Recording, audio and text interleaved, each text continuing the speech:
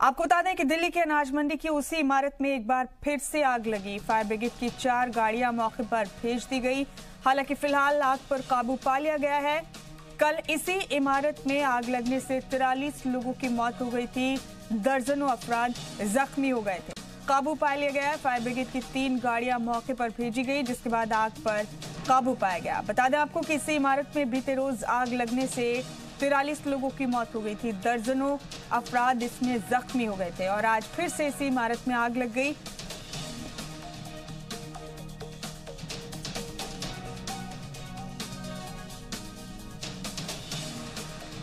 हालांकि फिलहाल आग पर काबू पा लिया गया है।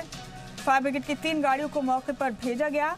आग पर अब काबू पा लिया गया। बीते रोज इसी इमारत में शदीद आग लगी थी। कल सुबह 5 बजे के करीब इस इमारत में आग लगी थी और 43 लोग इस आग में अपनी जान गंवा बैठे थे। इसके अलावा कई अफराद जख्मी हुए थे, शदीद तौर पर जख्मी कई अब भी अस्पताल में भर्ती हैं।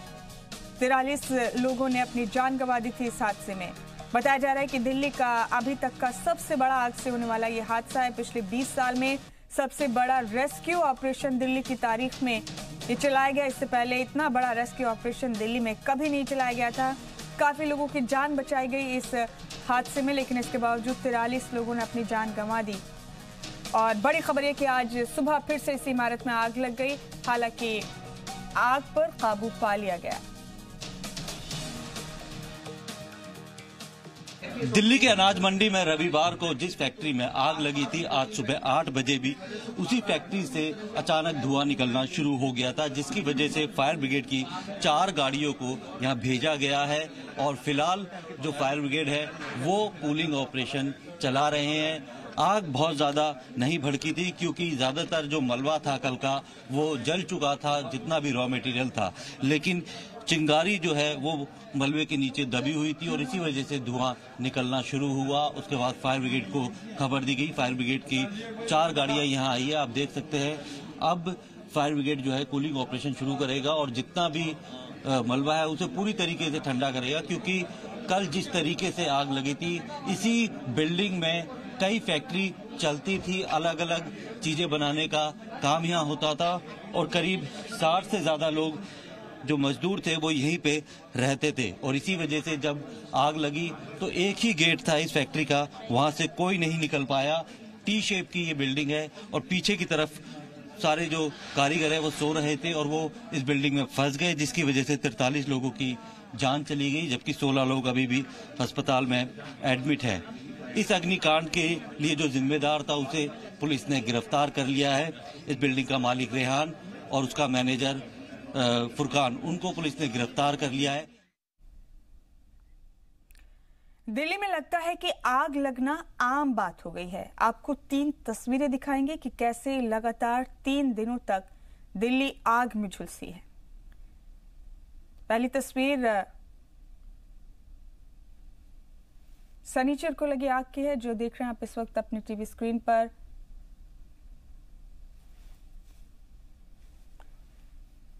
और फिर बीते रोज इतवार को आग लगी अनाज मंडी में और फिर आज सुबह अनाज मंडी में ही उसी इमारत में एक बार फिर से आग लगी। ये 3 तस्वीरें दिल्ली की आप देख रहे हैं। इतवार को दिल्ली में खौफनाक आग से हुए हादसे में ज्यादातर उन नौजवानों की मौत हुई है जो अपने घरों से हजारों किलोमीटर दूर रोजी रोटी कमाने के लिए दिल्ली की इन तंग गलियों में अपनी जिंदगी गुजार रहे थे। और आखिरकार आग लगने के बाद इन्हीं तंग गलियों ने इन नौजवानों से जिंदा रहने का हक छीन लिया।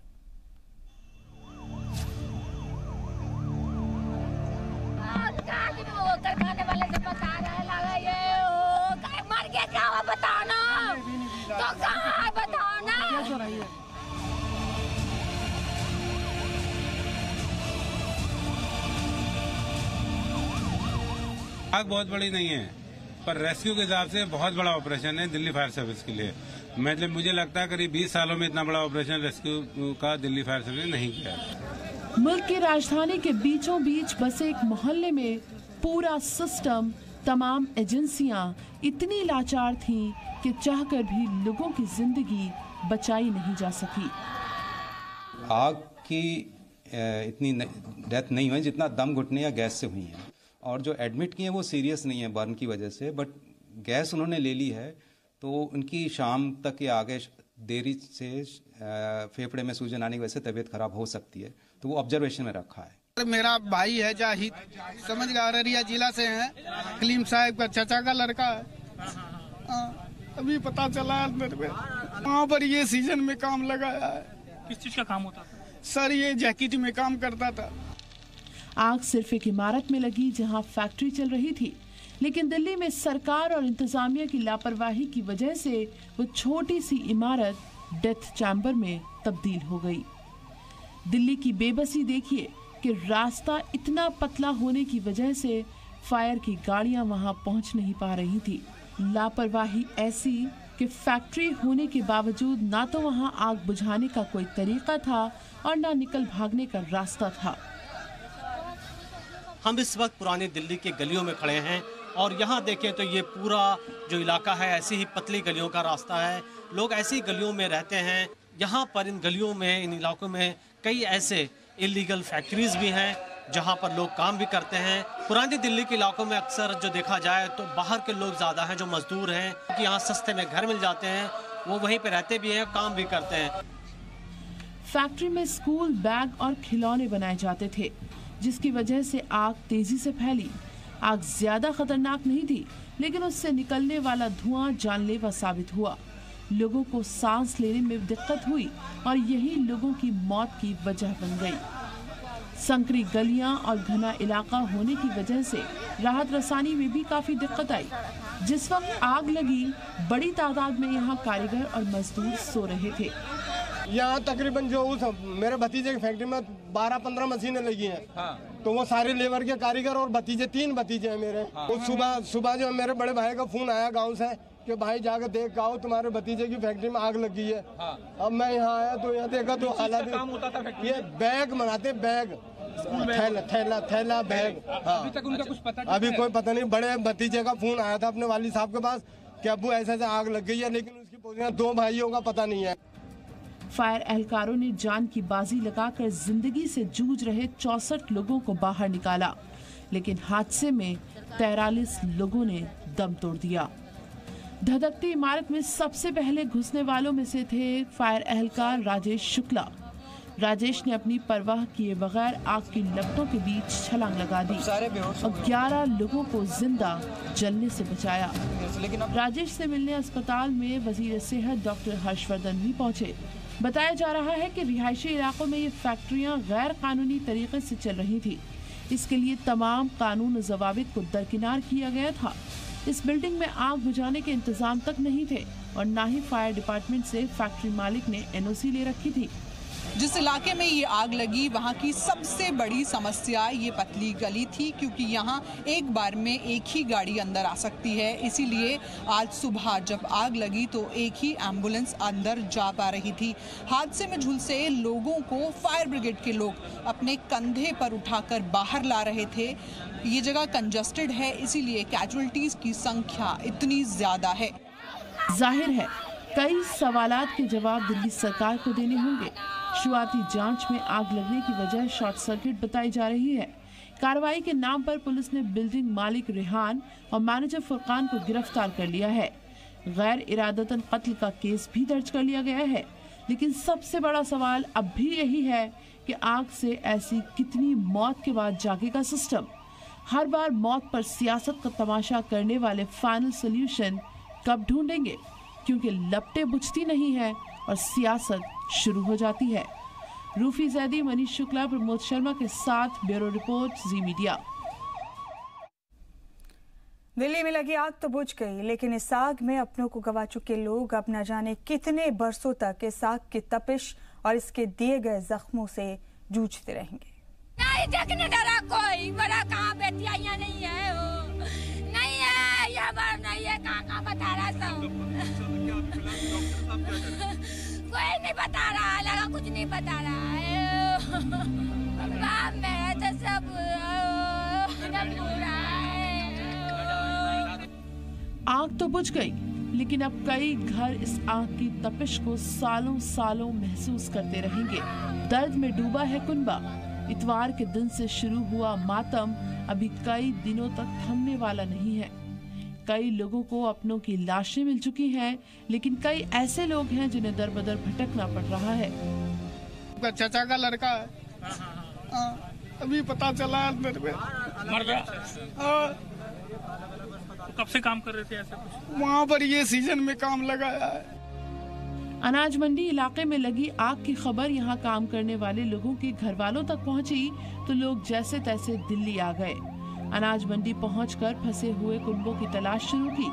कुछ लोग अस्पतालों का चक्कर लगाते रहे। ये रोती बिलखती खवातीन अपने वालिद की तलाश करती रही थी और अपनी किस्मत को कोसती रही। आंखों से आंसू रुकने का नाम नहीं ले रहे थे। नहीं देखने डरा कोई, बड़ा कहाँ बेटियाँ नहीं है, नहीं है, ये मर नहीं है, कहाँ बता रहा सब। अफरा तफरी के बीच अपनों की तलाश में लोग अस्पताल पहुंच गए। कुछ लोगों की तलाश पूरी हुई, लेकिन कई लोग पूरे दिन भटकते रहे। तो फोन आया था, हमें घर से पता चला कि घर पे चाचा उचा का यहाँ पे आग लगी कारखाने में, और कुछ नहीं, बस इतने पता चला था हमें। वहाँ से हमें ये पता चला कि 4 हॉस्पिटल में भर्ती करा हमने, और उनमें 4 हॉस्पिटलों में ना भर्ती करा है ना। वहाँ जाके ढूंढ लो, जिसका जहाँ पे वो है रिश्तेदार या भैया उनको वहाँ पे देख लो। आग में झुलसे ये वो लोग थे जो मुल्क के दूर दराज के इलाकों से कमाने के लिए दिल्ली आए थे। पुरानी दिल्ली में छोटी छोटी कई फैक्ट्रियां हैं जहां लोगों को काम मिलता है, रहने की जगह भी दी जाती है। मेहनत मजदूरी करके अपने घर वालों का पेट पालने वाले लोगों में कई ऐसे लोग थे जो अपने घर वालों के इकलौते कमाने वाले थे। हर आदमी यहाँ रोजगार के साथ कई अरमान लेकर पहुँचा था। किसी को बहन की शादी करनी थी, किसी को बच्चों को अच्छी तालीम देनी थी। यही वजह है कि मजदूरों ने पैसे बचाने के लिए अलग कमरा नहीं लिया था। जहां काम करते थे वहीं सो जाते थे, लेकिन उनके ख्वाबों को सच करने वाला महल एक दिन डेथ चैम्बर में बदल जाएगा, ऐसा किसी ने नहीं सोचा था। ये 2 भाई है मेरा चिचेरा, एक भंजा है सर। ये जैकेट में काम करता था। आइजू भी है, जाहिदी है, और एक भंजा भी है मेरा। उसी बिल्डिंग में थे, वो आ गए थे, लेकिन धुआं उसको ज्यादा धुआं की वजह, गैस की वजह से वो गिर गया, उसकी वजह से उसकी जान चली गई। अच्छा, कब से काम कर रहे थे? ये ज्यादा नहीं, 1-2 महीने से। 10-12 बंदे हमारे नहीं मिल रहे हैं। अच्छा। जिसकी तलाश में हम हर हॉस्पिटल जा रहे हैं। गायब तो मेरा एक जीजा का भाई अयूब, अभी तक कुछ पता नहीं चल रहा है। अच्छा। जाहिद उन्हीं का भाई है जिनका डेड बॉडी अभी मिला है। उसको ढूंढने में हम लोग सुबह से परेशान हैं, अभी तक कोई पता नहीं लगा है। मोहम्मद साकिर नाम है। कब से काम कर रहे थे इस फैक्ट्री में? वो तो 2-3 साल से काम कर रहा था सर। मरने वालों में कई मजदूर बिहार और मशरक़ी उत्तर प्रदेश के बताए गए हैं। चश्मदीद के मुताबिक शॉर्ट सर्किट के चलते आग लगी थी। बिल्डिंग से निकलने का एक ही रास्ता था। लोग मदद का इंतजार करते रहे और ज्यादातर लोगों की मौत दम घुटने की वजह से होती रही। ब्यूरो रिपोर्ट, जी मीडिया। मोहम्मद रिजवान अपने 22 साल के भतीजे की लाश लेने के लिए मौलाना आजाद मेडिकल कॉलेज के पास इंतजार कर रहे हैं। रविवार जैसी सुबह जिंदगी में कभी ना आए, मोहम्मद रिजवान बस यही दुआ कर रहे हैं, क्योंकि इस सुबह ने उनसे उनका भतीजा छीन लिया। इस वक्त वो मौलाना आजाद मेडिकल कॉलेज के पास बनी मॉर्चरी में अपने भतीजे के शव का इंतजार कर रहे हैं। और आप समझने की कोशिश कीजिए उस दर्द को जो एक चचा महसूस कर रहे होंगे अपने भतीजे के लिए। ये जो पल है, ये शायद आप उम्मीद कर रहे हो कि जिंदगी में कभी किसी के ना आए। किसी के नहीं आए। ये तो मैं यही अल्लाह से दुआ करता हूँ कि किसी के साथ नहीं ये हादसा होनी चाहिए। कैसे आपको पता चला कि आपने अपने भतीजे को खो दिया? ये मुझे मालूम चला कि वहाँ आग लग गया है, तो मैं काम पे था। मैं काम बंद करके जो है घर फोन किया, अपने फैमिली को बोला कि भाई वहाँ देखो पता करो, फोन करके मेरा उसका नंबर नहीं है, नंबर से पता करो। तो वहाँ से जो फोन किया गया उसके मोबाइल पर तो नंबर लगा नहीं रहा था, पता नहीं चल रहा था। फिर उसको खोजने के लिए जो है इंदर लोग से जो है मेरा आदमी है, कई हॉस्पिटल में पता किया, नहीं मिला। तो मालूम चला, फिर अर्बन में चेक किया तो अर्बन में मिला, उनका लाश पहचान आया। कितनी उम्र थी आपके भतीजे तौकीर की? लगभग वही 22 उम्र रहा होगा। कब से आपके भतीजे यहाँ काम कर रहे थे फिल्मिस्तान के पास अनाज मंडी में? लगभग वही 3 महीना से काम कर रहे हैं। दिल बार बार ये कह रहा होगा कि क्यों 3 महीने पहले तौकीर को यहाँ भेज दिया, क्यों वहीं नहीं रोक लिया? पछताते होंगे, तो बहुत पछताते होंगे, क्या क्या उनके दिल में आते होंगे पता नहीं। दिल्ली में आग हादसे में जख्मी हुए लोगों का इलाज चल रहा है। नेता लगातार जख्मियों से मुलाकात भी कर रहे हैं, लेकिन अब आपको सुनाते हैं मुशर्रफ की वो आवाज जो अब इस दुनिया में नहीं है, लेकिन फैक्ट्री में लगी आग के वक्त वो कैसे तड़प रहा था, इमारत से बाहर निकलने की जद्दोजहद करने में जुटा हुआ था और उसके सामने सभी रास्ते बंद थे। मुशर्रफ अपने दोस्त से मदद के साथ ही अपने परिवार को देखने की गुहार लगा रहा था। एक बार सुनिए क्या कुछ कहा मुशर्रफ ने अपनी आखिरी बातचीत में। हेलो, हाँ बोलो। हाँ भैया खत्म होने वाला आज, खत्म होने वाला, आग लगने वाली है। भैया आ जाइए करोल बाग। मोनू से नंबर ले लियो, वो जो मोनुआ का गुलजार। हाँ इस टाइम कमरे में भागना कहीं रास्ता नहीं, आग लग गई भाई दिल्ली। हाँ उधर निकलना वहां से। अब देखे घर का भैया ध्यान रखिए मेरे। अब मेरे भाई ठीक है, तू है भैया। अब देखे हाँ भैया साथ भी नहीं ले जा रहे मोनू, अब साथ भी नहीं ले जा रहे। आप कैसे लगी पता नहीं दे अल्लाह देखे तो भैया साथ चल रहे और भी देखे दाल लाए कई सारे है तो निकलना कई बात तो नहीं। 5 ब्रिगेड को फोन करता अब कुछ ना मोनू बस साथ भी नहीं आ रहे भैया। देखे आप कैसे लगे मोनू, देखे मेरे बच्चों का, मेरे घर का ध्यान रखिए मेरे भैया। देखे किसी को एकदम से बताइए मतलब है ना। ना हाँ आराम से भैया। देखे पहले बड़े बड़ों में जिक्र करके कल को लेना आ जाइए। अच्छा जैसे भी होगा। देखे कुछ ना होना तो अल्लाह। अब देखे मेरे घर का ख्याल लगी। हाँ टेंशन मत लो। तो ये तू खड़ा दे और किसी को भरोसा नहीं था, उसमें तो तेरे को भरोसा करके जैसे भी चलवा होगा घर है नहीं बड़े होने तक, बच्चों तक के उम्मीद देख के जैसे भी करेंगे। हाँ तो बस सांस भी ना आ जाए मोनू, अब सांस भी नहीं आ रही, आखिरी टाइम है। तो ये मंजर उस वक्त का है जब मुशर्रफ की सांसें टूट रही थी। जी न्यूज मुशर्रफ के दोस्त शोभित उर्फ मोनू से इस सिलसिले में बात की और शोभित ने बताया कि मुशर्रफ ने जब उन्हें फोन किया तो वो बेहद मायूस था। दिल्ली का सदर बाजार अग्निकांड बेहद सन कर देने वाला मामला है और वहीं एक मुशर्रफ अली नाम का एक युवक जो है उसी फैक्ट्री में काम करता था और जिस वक्त आग लगी तो उसने अपने दोस्त शोभित को फोन किया और कहा कि मुझे बचा लो। और हमारे बीच बात करने के लिए खुद शोभित हैं। क्या बात हुई थी आपकी मुशर्रफ से, क्या कह रहा था आपसे वो? सर लगभग 5:15 बजे फ़ोन आया था भाई का और मैंने नींद में था, मैंने फ़ोन उठाया, उठा के मैं बोला हेलो, बोला भैया यहाँ आग लग गई और जो है वो काफ़ी नीचे से ज़्यादा आग लग गई है। तो मैंने भाई फिर उसे फायर ब्रिगेड को फ़ोन कर दे या वहाँ से कूदने का वो देख लो रास्ता। बोला यहाँ कोई रास्ता नहीं है, कोई फायर ब्रिगेड के नीचे खड़े हैं, वो लोग कर रहे होंगे फ़ोन। और बोला कि मेरे घर का ध्यान रख लो। तो रो रहा था उस वक्त वो? नहीं, सांस घुट रहा था उसका भाई का जी। मतलब आपसे हमेशा बात करता था? मतलब हाँ दोस्त था मेरा। अच्छा। परसों ही आया था अभी घर से, परसों बात हुई थी मेरी, परसों मैंने भैया पहुँच के बोले हाँ। कहाँ रहते हैं आप? जिला बिजनौर। अच्छा, तो और इसके मुशर्रफ के जो परिवार के लोग हैं कौन कौन है उसके परिवार में? जी उसकी 3 बेटी है, 1 बेटा है, उनकी मदर है, पापा नहीं है, कोई भाई नहीं है। अच्छा। जी। अच्छा, ये यहाँ पर क्या काम करता था मुशर्रफ? ये सिलाई के काम करते थे। जो उसने फोन किया आपको सुबह तो आपने एक बार में ही फोन उठा लिया था उसने या बार बार करा? नहीं, एक ही पहली बार में इत्तेफाक रहा कि जबकि मैं आज एकदम ही हाथ एकदम पहुंचा फोन पे और मैंने हाँ हेलो, नींद में जब उसने बोला तो मैं काँप गया, मैं डर गया बहुत ज़्यादा, मेरे को होपलेस में भी हो गया था, मगर इसे क्या वो रहकर वो आवाज़ आपके जहन में आ रही है? जी जी बहुत ज़्यादा जहन में आ रही है। और तो सांसों की डोर टूटने वाली थी मुशर्रफ की और इसी बीच उन्होंने अपने दोस्त मोनू को सुबह करीब 5 बजे फोन किया। मोनू से बार बार कहा कि मेरे बच्चों का, मेरे घर का ख्याल रखना, मैं अब नहीं बचूंगा। आग इतनी शदीद थी कि जिन लोगों को समझ में आया कि वो अपने घर बात कर सके उन्होंने बात करने की कोशिश की, लेकिन मरता हुआ मुशर्रफ ये जानता था कि अब उसके पास ज़्यादा वक्त नहीं है क्योंकि इमारत के आसपास बाहर निकलने का कोई भी रास्ता नहीं था। तो आप मुशर्रफ की जहनियत का अंदाज़ा लगा सकते हैं उस वक्त वो किस तकलीफ से गुजर रहे होंगे जब उन्हें मालूम होगा कि चंद मिनट बाद उनकी सांसें पूरी तरह से उनका साथ छोड़ देंगी। लेकिन अनाज मंडी की उसी इमारत में एक बार फिर से आज आग लग गई। फायर ब्रिगेड की 4 गाड़ियां मौके पर भेजी गई थी। कल इसी इमारत में आग लगने से 43 अफराद की मौत हो गई थी। आज हालांकि आग पर काबू पा लिया गया, लेकिन इस बीच ये भी आपको बता दें कि बीते रोज बहुत ही खौफनाक हादसा दिल्ली में पेश आया। राहुल मिश्रा हमारे नुमाइंदे हमारे साथ मौजूद हैं इस बड़ी और अहम खबर पर। राहुल, आज एक बार फिर से उसी इमारत में आग लगी जहां बीते रोज 43 लोगों ने अपनी जिंदगियां गंवा दी थी। बीते रोज बेहद खौफनाक हादसा था।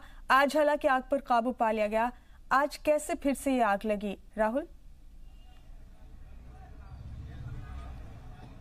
देखिए, ये जांच का ही विषय और एक बड़ी लापरवाही इसे सीधे तौर पे कहा सकता है कि आखिर में फायर ब्रिगेड की तरफ से कल जब पूरे जगह को सैनिटाइज किया गया, क्योंकि किसी भी जगह को तब सेफ घोषित किया जाता है जब वहां पूरी तरीके से सैनिटाइज कर दिया जाता है। वहां पे ये भी देख लिया जाता है कि आगे में कहीं किसी तरीके से जब ऐसे सब हादसे होते हैं तो वहां कहीं किसी तरीके की आग की लपटें रह नहीं गई हों या कहीं पर आग छूट नहीं गई हो। तो आखिर में जब कल इस तरीके का हादसा जब वहां पे हुआ था और उस हादसे के बाद वहां पर जब सैनिटाइज करके जब उस जगह को छोड़ दिया गया था, तो आखिर में फिर आज सुबह में जब वहां पे आग लगी है, वहां पे आग छूट गई थी, वहां पे लोगों ने जब देखा, धुआं निकलते हुए देखा, तब उन्होंने इन्फॉर्म किया, वहां फायर ब्रिगेड को इन्फॉर्म किया और 4 दमकल की गाड़ियां यहाँ पे पहुंची। तो ये एक बड़ी लापरवाही देखने को मिल रही है। और ये सीधे तौर पे यदि इस तरीके की आग यदि ये भयावह आग पकड़ती फिर उसके बाद तो फिर कई मकानों को यहाँ पे वो जद में ले लेती। यहाँ सीधे तौर पे क्योंकि डेमोग्राफिक स्थिति इस जगह की ऐसी है कि हर एक मकान एक दूसरे से सटे हुए हैं और हर एक मकान में यहाँ पर फैक्ट्रियां चल रही हैं। तकरीबन यदि लोग कह रहे हैं कि हर एक जो कमरा है उसमें कहीं सीधे तौर पे जो है यहाँ फैक्ट्रियां चल रही हैं। और ये फैक्ट्रियां भी बैग बनाने की फैक्ट्रियां हैं, प्लास्टिक के खिलौने बनाने की फैक्ट्रियां हैं, ये सारी फैक्ट्रियां यहाँ पे बन रही हैं।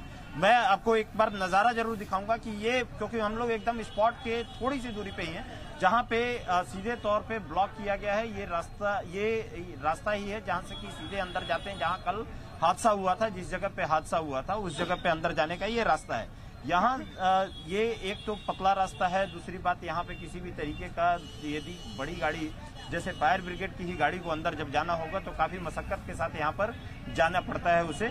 लेकिन एक बड़ा सवाल यहाँ पे होता है कि एनओसी किसने दिया, किसके गोरखधंधे से ये पूरा का पूरा खेल चल रहा था। ये अनाज मंडी जब हुआ करती थी आखिर में, तो अनाज मंडी थी, तो आखिर में इस अनाज मंडी को अचानक ही ये रातों रात तो ये हुआ नहीं होगा कि यहाँ पे फैक्ट्री बन गई, यहाँ पे काम शुरू हो गया। आखिर में अनाज मंडी के बाद यहाँ पे फैक्ट्री कैसे चलने लगी और एक एक मकान में तकरीबन 20 से 30 फैक्ट्रीज चल रही हैं। तो आखिर में ये करवा कौन रहा है, ये सब एक जांच का विषय है, जिसको कि अब सीधे तौर पे कहा जाए कि दिल्ली सरकार ने भी कहा है कि जांच यहाँ पे होगी। लेकिन कुछ लोग हैं यहाँ पे, आप लोग यहीं पे रहते हैं, आप लोग पीछे रहते हैं, इधर आइए। ये बताइए कि किसको जिम्मेदार किसको मानते हैं? दिल्ली पुलिस MCD इनकी सबसे बड़ी घुसखोरी है जी। हाँ जी, इनकी ये छोटे छोटे कारखानों में पैसे लेके काम चालू करवा देते हैं, न कोई सिक्योरिटी मिलती है, न लेबर को कोई चीज की, किसी भी चीज की सिक्योरिटी नहीं मिलती। सबसे बड़ी जिम्मेदारी इनकी है। ये आएंगे अपने कमीशन लेके अपने साइड हो जाते जी, अपना चलाओ जी। कितने यदि कहा जाए तो कितने लोग एक एक मकान में रहते थे? ये घर के सीन है जी। ये यहाँ रिहाइश इलाका भी नहीं होना चाहिए, तब भी यहाँ रिहाइश इलाका घर के मतलब छोटे छोटे कमरे बना रखे हैं। पूर्विया भाई और बिहारी भाई को, बंगाली भाई को, सबको यहीं रखा जाता है। इनको कोई एसोसिएशन नहीं दिया जाता। आप यहीं पे आप लोग रहते हो? Yes sir. यहीं अंदर में ही? नहीं, मैं आगे चिमनी में रहता हूँ। यहाँ पे ऐसे ही छोटे छोटे कारखाने बहुत है, लेकिन यहाँ पे एक्शन कोई नहीं लिया जाता है। कोई भी पुलिस वाले आते हैं, पैसे लेके चले जाते हैं, कोई भी एक्शन नहीं होता है यहाँ पे। बहुत बार आई है चेकिंग, पैसे लेके चले जाते हैं। ये पूरे इलाके जो, क्योंकि फिल्मिस्तान का आसपास का इलाका है, ये अनाज मंडी से कहते हैं, कितनी फैक्ट्री चलती होंगी इस पूरे? सर, इसमें बहुत सारी फैक्ट्री चलती है, छोटे छोटे बहुत बैग वगैरह, जैकेट, सबके यहाँ पे फैक्ट्री है। यहाँ पे कोई एक्शन लिया नहीं जाता है। आते हैं पुलिस वाले, पैसे लेके चले जाते हैं।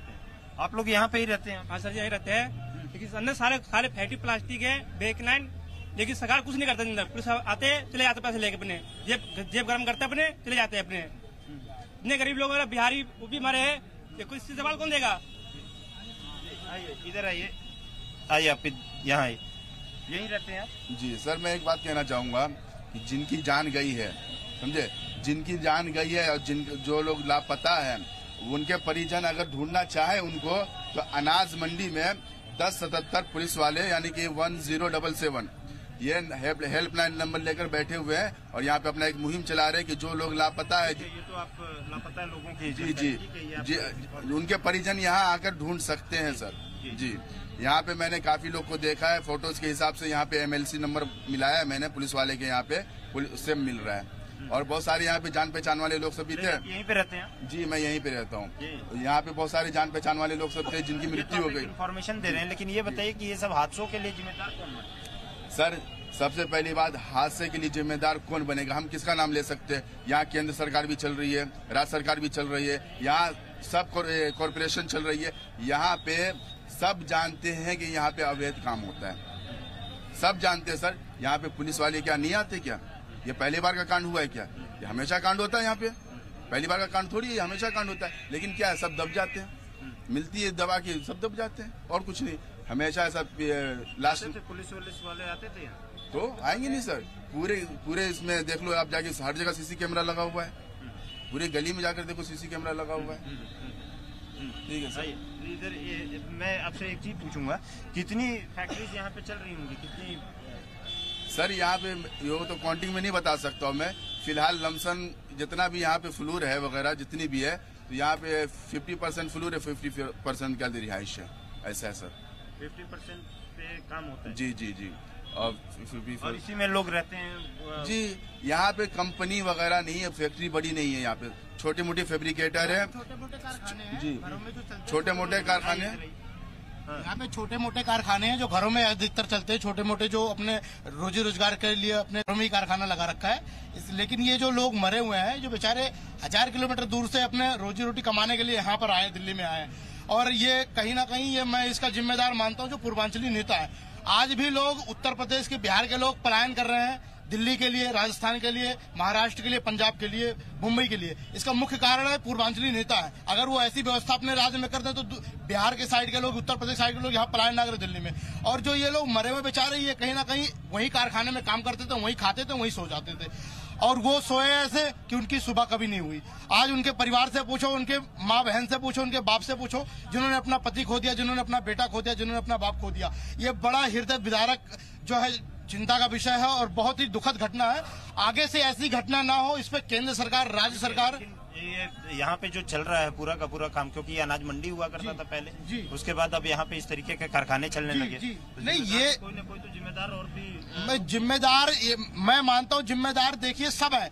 यहाँ के रहने वाले भी जिम्मेदार हैं, जिन्होंने लैंड पे दिया वो भी जिम्मेदार है, सरकारें भी जिम्मेदार है। आप देख सकते हैं शॉर्ट सर्किट की पूरी हो जाए, तारें पूरी फैली हुई है। ये तार एक बड़ी चीज है यहाँ पे, आपको मैं एक बार जरूर दिखाऊंगा।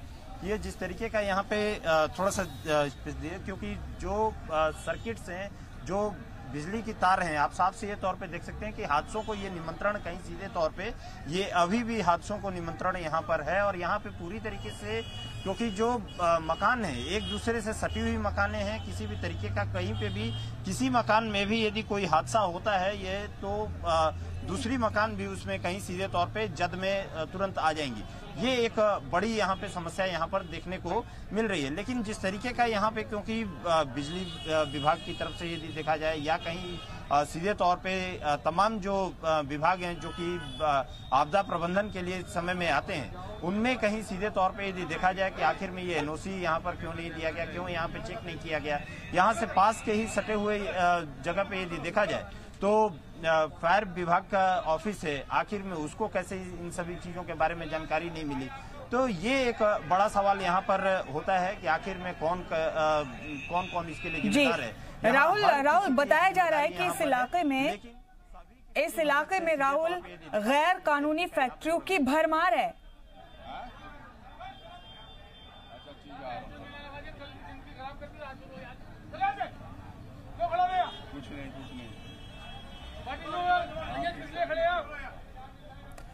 राहुल बताया जा रहा है कि इस इलाके में गैर कानूनी फैक्ट्रियों की भरमार है। जाहिर सी बात है, सीधे तौर पे यदि कहा जाए कि इस इलाके में, मैं आपको एक बात बता दूं कि इस इलाके में पूरी तरीके से यहाँ जो अनाज मंडी, क्योंकि ये जगह सीधे तौर पे जो कहा जाता था वो पूरा का पूरा अनाज मंडी का इलाका था, और इस इलाके में अब यहाँ पर सीधे तौर पे कहा जाए कि एक एक मकान, एक एक कमरे में कई फैक्ट्रीज यहाँ पर चलती हैं। गैर कानूनी जो फैक्ट्रीज हैं वो पूरी तरीके से यहाँ पर सीधे तौर पे चलती हैं, चलती हुई आ रही हैं यहाँ पर। एक बात है, ये भाई साहब इधर आइए, इसमें जो भी है ये बताइए कि यहाँ पे गैर कानूनी कंपनीज की ये जो भरमार है, फैक्ट्रीज की तो भरमार है यहाँ? सर मैं इसके बारे में तो नहीं बता सकता गैर कानूनी है क्या है, इसके बारे में मुझे जानकारी नहीं है। ठीक है, इनसे पूछता हूँ मैं इनसे। ये बताइए कि ये सारी फैक्ट्रीज गैर कानूनी है? सारी नहीं, गैर कानूनी नहीं कह सकते, कुछ गैर कानूनी भी है, कुछ कानूनी तरीके से भी चल रही है, ऐसी बात नहीं है।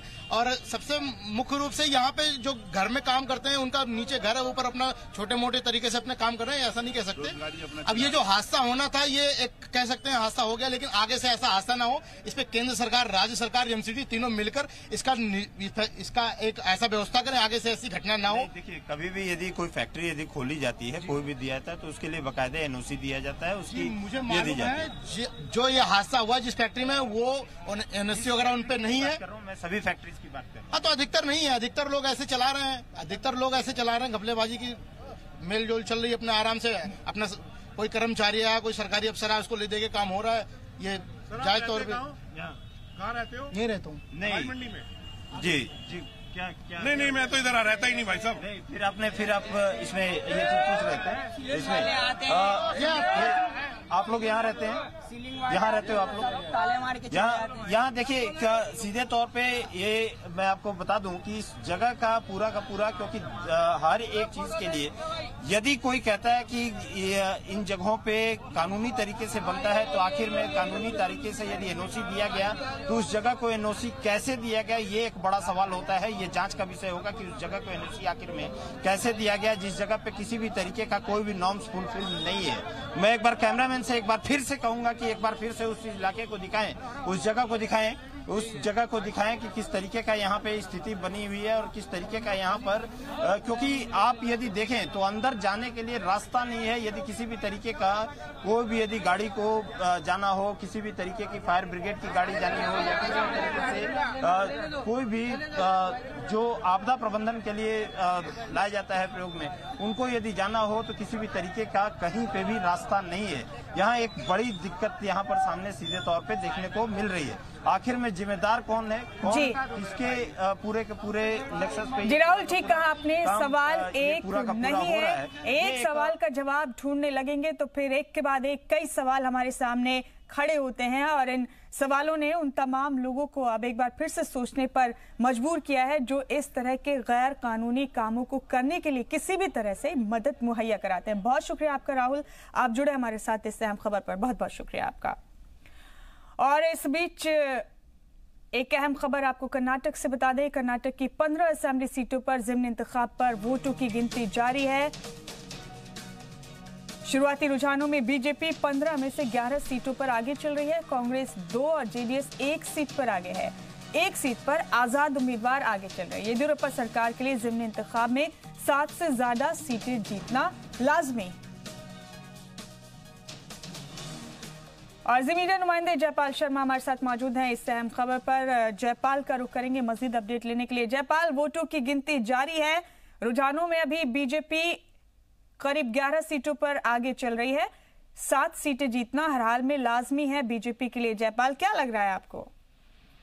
जी देखिए, जो जिस तरह के हमारे पास रुझान आ रहे हैं उसके आधार पर हम ये कह सकते हैं कि फिलहाल जो भारतीय जनता पार्टी के लिए एक परेशानी थी कि उसको किसी भी हाल में 7 से 8 सीट जीतनी है, वो लगभग खत्म होती जा रही है, क्योंकि बीजेपी लगातार शुरुआत से ही बढ़त बनाई हुई है। और अभी तुरंत थोड़ी देर पहले येल्लापुर के भारतीय जनता पार्टी के उम्मीदवार शिव कुमार शिब्बार, उन्होंने इलेक्शन जीत लिया है, उसकी सूचना आ चुकी है। और फिलहाल अगर हम स्थिति देखें तो भारतीय जनता पार्टी कुल 12 सीटों पर आगे है, जबकि कांग्रेस सिर्फ 2 पर।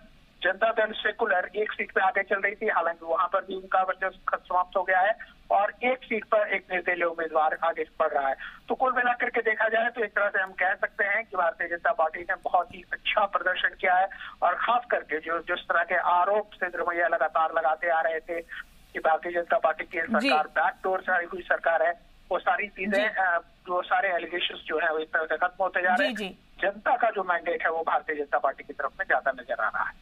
जी जयपाल, हम फिर से अपडेट लेंगे आपसे। फिलहाल आपका बहुत शुक्रिया, आप जुड़े हमारे साथ इस अहम खबर पर। शहरियत तरमीमी बिल को आज लोकसभा में पेश किया जाएगा। पड़ोसी ममालिक से आने वाले हिंदू पनाह गुज़ीनों को शहरियत मिलेगी।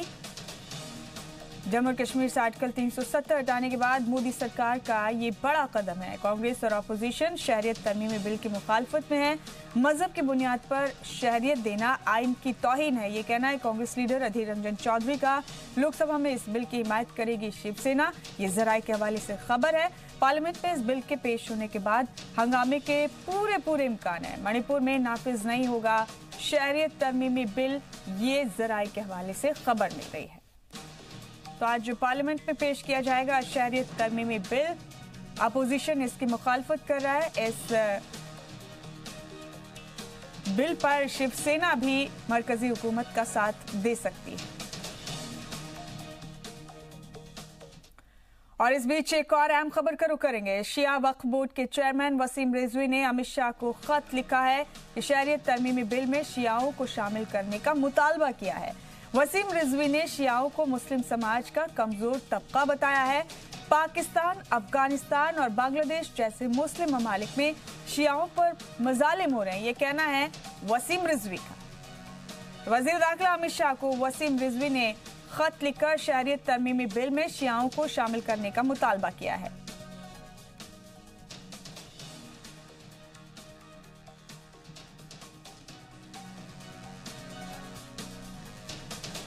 भारत सरकार द्वारा जो सिटीजन अमेंडमेंट बिल लाया गया है वह हिंदुस्तानी इंसानियत का उदाहरण है। शिया सेंट्रल वक्फ बोर्ड चाहता है कि हिंदू, सिख, बौद्ध, जैन, पारसियों का उत्पीड़न जो पाकिस्तान, बांग्लादेश, अफगानिस्तान में किया जा रहा है, उसी तरह शिया समाज का भी उत्पीड़न इन मुल्कों में हो रहा है। बल्कि शिया समाज का उत्पीड़न तो पूरी दुनिया में सुन्नी कट्टरपंथी मुसलमानों द्वारा किया जा रहा है। शिया सेंट्रल वक्फ बोर्ड द्वारा माननीय अमित शाह जी को पत्र लिखकर यह अनुरोध किया गया है कि इस सिटीजन अमेंडमेंट बिल में शियों को भी सम्मिलित किया जाए। जम्मू कश्मीर से आर्टिकल 370 हटाने के बाद मोदी सरकार एक बार फिर नई तारीख लिखने जा रही है। 60 साल पुराने शरीयत कानून को बदलने के लिए नरेंद्र मोदी सरकार ने पूरी तैयारी कर ली है। आज करीब 12 बजे पार्लियामेंट में शहरियत तरमीमी बिल पेश किया जा सकता है। एक बार फिर वजीर दाखिला अमित शाह इसी अंदाज में नजर आने वाले हैं। एक बार फिर हिज़्ब इख्तिलाफ ऐसे ही हंगामा कर सकता है। एक बार फिर सर्द मौसम में सियासत का पारा हाई होने वाला है। तैयारी हो चुकी है। बीजेपी के तमाम अराकीन ने पार्लियामेंट को लोकसभा में मौजूद रहने को कहा है। काबीना से मंजूरी के बाद आज दोपहर लोकसभा में वजीर दाखिला अमित शाह शहरियत तरमीमी बिल को पेश करने वाले हैं। बिल अगर पास हो जाता है तो पाकिस्तान, अफगानिस्तान और बांग्लादेश से आए गैर मुस्लिम पनाह गुज़ीनों को फायदा मिलेगा। हिंदू, सिख, बौद्ध, जैन, पारसी, ईसाई मजहब के पनाह गुज़ीनों को शहरियत मिल सकेगी। मौजूदा वक्त में किसी भी शख्स को हिंदुस्तान की शहरियत हासिल करने के लिए कम से कम गुज़श्ता 11 साल से यहाँ रहना जरूरी है। इस कानून को आसान बनाकर शहरियत हासिल करने की मुद्दत को 1 साल से लेकर 6 साल करना है। यानी इन तीनों ममालिक के 6 मज़ाहिब के गुज़श्ता 1 से 6 सालों में हिंदुस्तान आकर बसे लोगों को शहरियत मिल सकेगी। सरकार का दावा है कि ये बिल मुल्क के मफाद में है, लेकिन हिज़्ब इख्तिलाफ जमातें बिल में कुछ तरमीम से खफा हैं और इसे अक़लियत मुखालिफ बता रही हैं। हिज़्ब इख्तिलाफ की सबसे बड़ी मुखालिफत ये है कि इसमें खास तौर पर मुस्लिम तबके को निशाना बनाया गया है। उनका मौक़िफ़ है कि यह आइन के आर्टिकल 14 की खिलाफ वर्जी है जो राइट टू इक्वालिटी की बात करता है।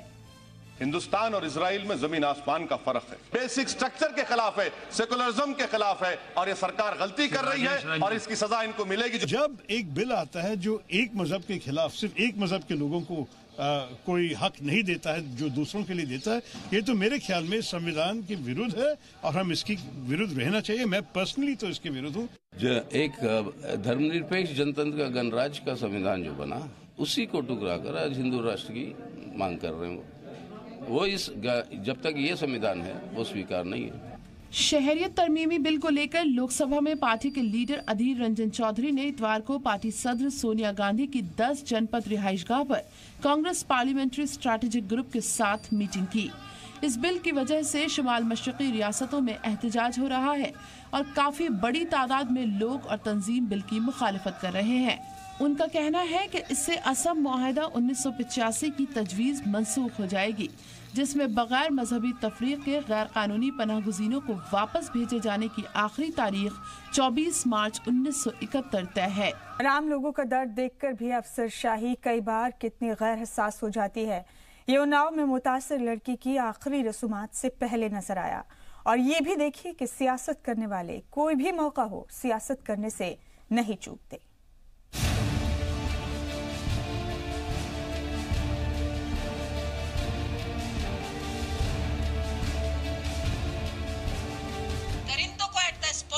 कार्रवाई होनी चाहिए। योगी के अफसर को रेप मुतासिरा के मजाक की छूट, मुआवजे के मरहम से उन्नाव की बेटी को इंसाफ।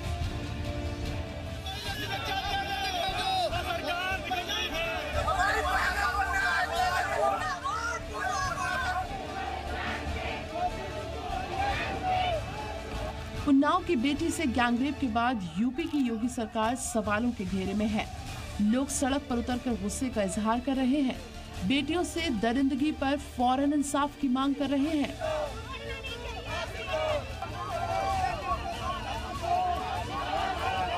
योगी आदित्यनाथ सरकार को भले ही लोगों की इस नाराजगी का एहसास हो, लेकिन उनकी ठोक देने वाली पुलिस को ना तो शायद इस हादसे की संजीदगी का एहसास है और ना ही उन्नाव की बेटी के साथ हुई हैवानियत का।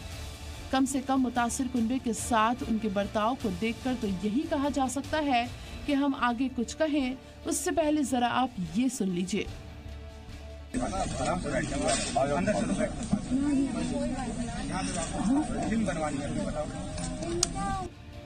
ये तस्वीरें हैं उन्नाव की। कुनबा दरिंदगी का शिकार हुई मुतासिरा की आखिरी रसूमात में वजीर आला योगी आदित्यनाथ को बुलाने पर बज़िद था। घर वालों का कहना था कि जब तक वजीर आला योगी आदित्यनाथ मुलजिमीन को जल्द अज जल्द सजा दिलाने की यकीन दहानी नहीं कराते हैं, तब तक वो आखिरी रसूमात अदा नहीं करेंगे। ऐसे में डीएम और एसपी कुनबे को समझाने पहुंचे। मुतासिर कुनबा मीडिया के सामने अपना मुतालबा इंतजामिया के सामने रख रहा था, जबकि एसपी घर के अंदर चलकर बातचीत की बात कह रहे थे। घर वालों का मीडिया से बात करना वहां मौजूद उन्नाव के एसपी विक्रांत वीर को पसंद नहीं आया। एसपी विक्रांत वीर ने बेहद गैर हसास तरीके से मुतासिर कुनबे पर मीडिया के सामने फिल्म बनवाने जैसा नाजेबा तबसरा किया। एक बार फिर सुनिए योगी की पुलिस किस तरह रेप मुतासिर कुनबे पर काबिल एतराज तबसरा कर रही है।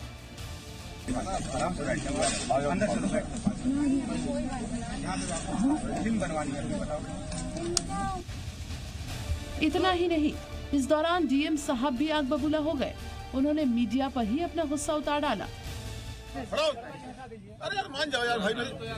बहरहाल इंतजामिया के कई घंटे तक समझाने के बाद घर वाले आखिरकार मान गए और मुतासिरा की आखिरी रसूमात अदा कर दी गई।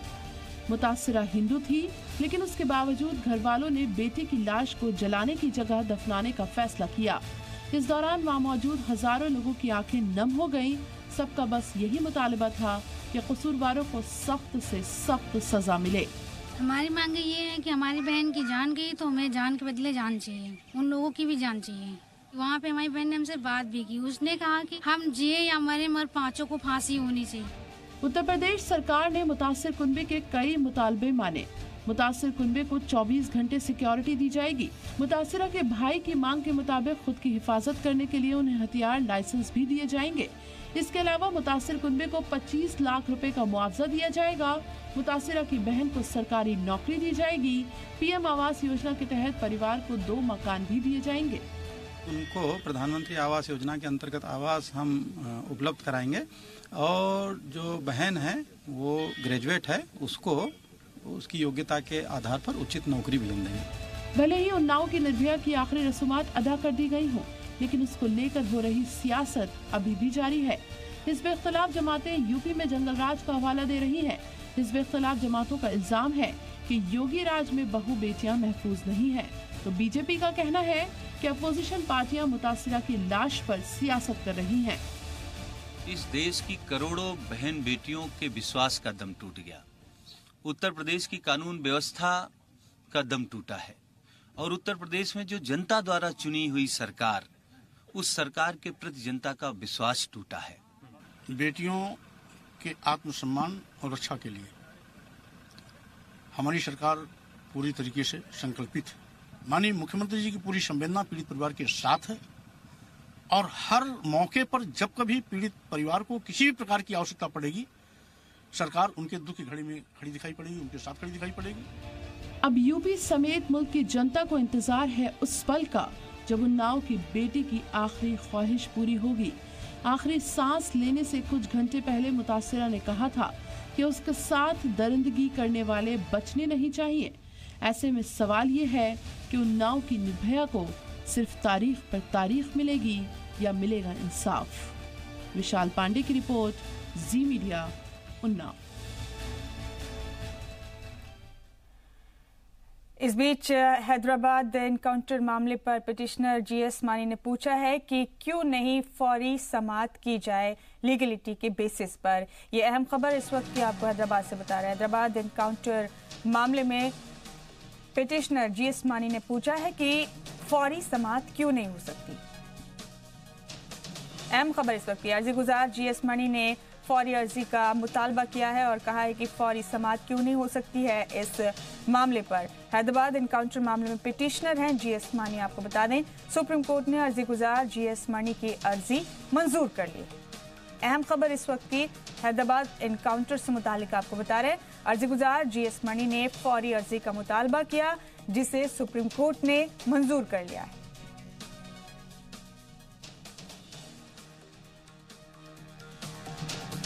तो हैदराबाद एनकाउंटर मामले में पिटिशनर है जीएस मानी। उन्होंने फौरी अर्जी, फौरी समाअत का मुतालबा किया था सुप्रीम कोर्ट ने, जिसे सुप्रीम कोर्ट ने मंजूर कर लिया। इस वक्त की अहम खबर हैदराबाद एनकाउंटर के हवाले से आपको बता रहे हैं। और इस मामले पर समाअत बुध को है, ये भी आपको बता दें।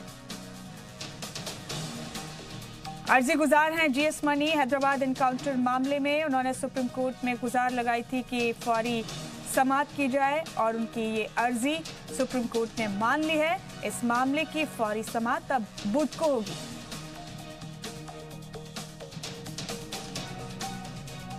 इस वक्त की अहम खबर हैदराबाद एनकाउंटर से मुतालिक आपको बता रहे हैं।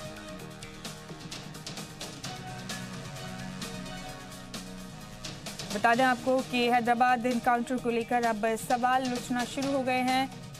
पुलिस की कारगुजारियों पर लोगों ने सवाल उठाना शुरू हुए हैं और इसी मामले को लेकर अर्जी गुजार जीएस मानी ने सुप्रीम कोर्ट में गुहार लगाई कि फौरी समाअत की जाए इस मामले को लेकर, जिसे सुप्रीम कोर्ट ने मंजूर कर लिया। अब इस मामले की समाअत बुध को होगी।